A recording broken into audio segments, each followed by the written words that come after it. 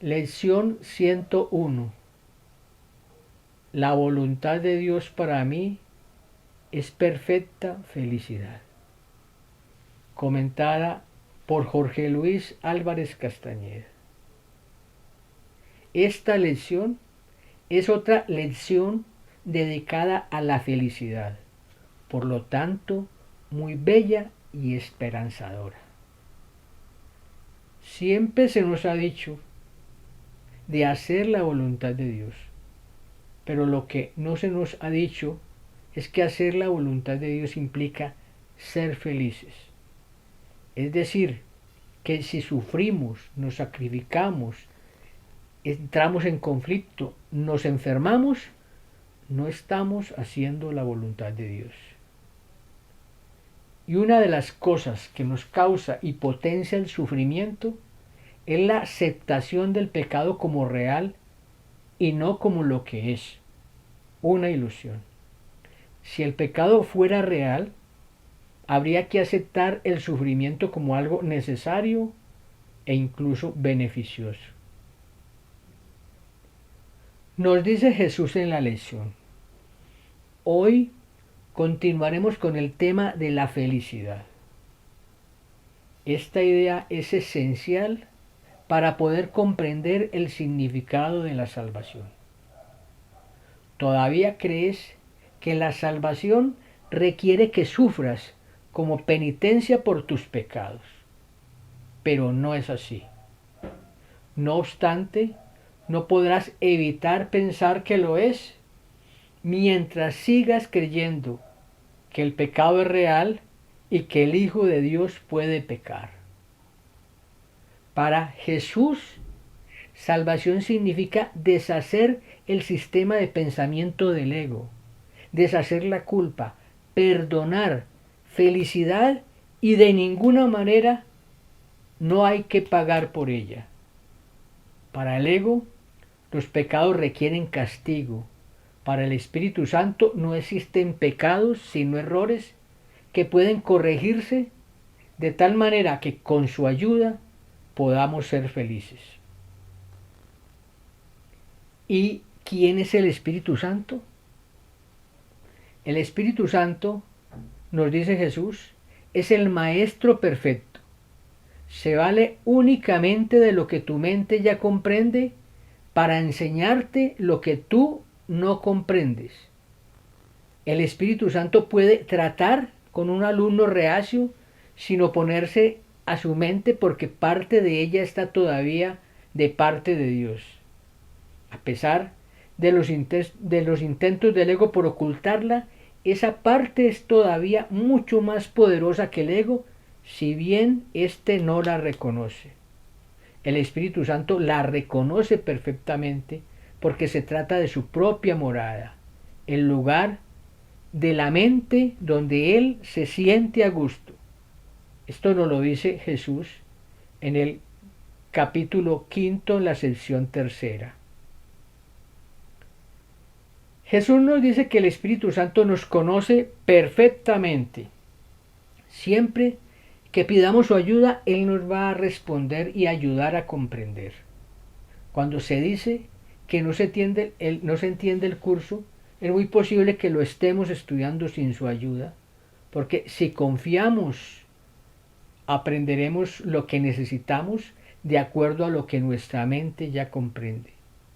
Es decir, que las situaciones de aprendizaje siempre son máximas. Se aprende lo máximo que podemos en ese momento. Se trata de confiar y no caer en las trampas del ego, que siempre va a desanimarnos y a valerse de cualquier situación para hacernos desistir. Además, el Espíritu Santo es el Maestro por excelencia.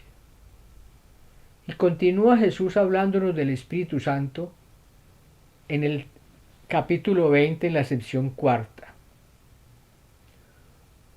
Una vez que aceptes su plan como la única función que quieres desempeñar, no hay nada que el Espíritu Santo no se haga cargo sin ningún esfuerzo por tu parte.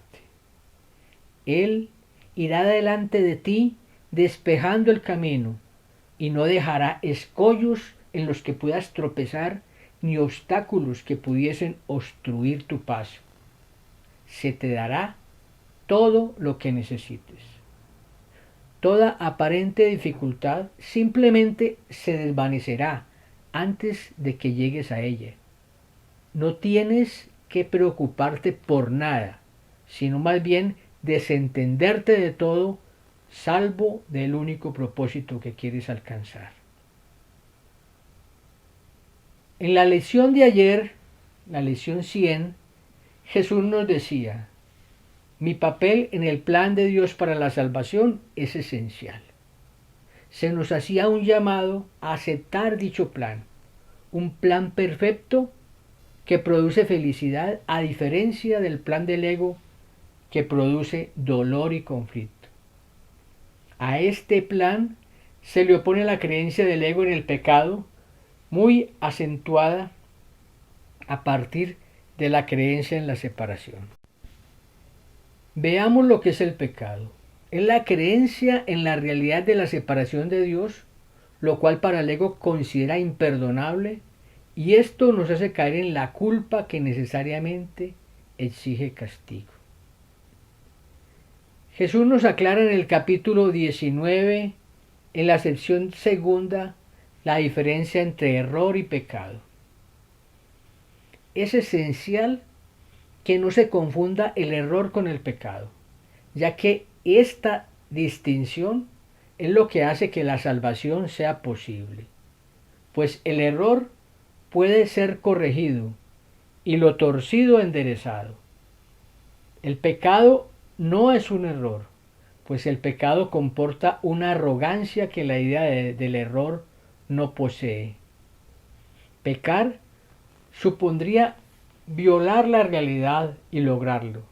El pecado es la proclamación de que el pecado es real y de que la culpabilidad está justificada.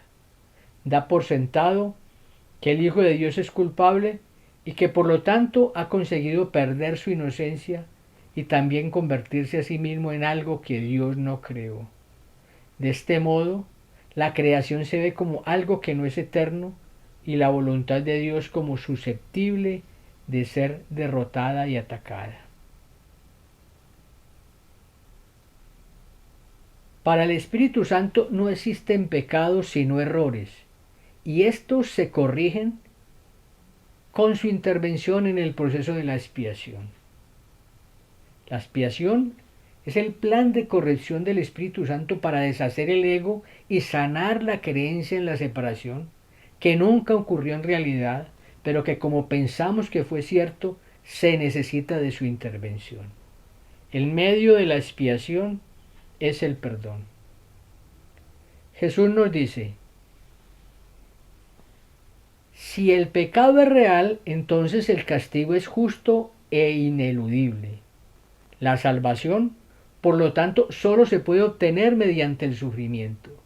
Si el pecado es real, la felicidad no puede ser sino una ilusión, pues ambas cosas no pueden ser real. Jesús nos aclara sobre el término real. ¿Y qué es real sino las creaciones de Dios y aquellas que son creadas como las suyas? Nos dice Jesús en el capítulo 8 en la sección sexta. Este mundo no fue creado por Dios, por lo tanto no es real.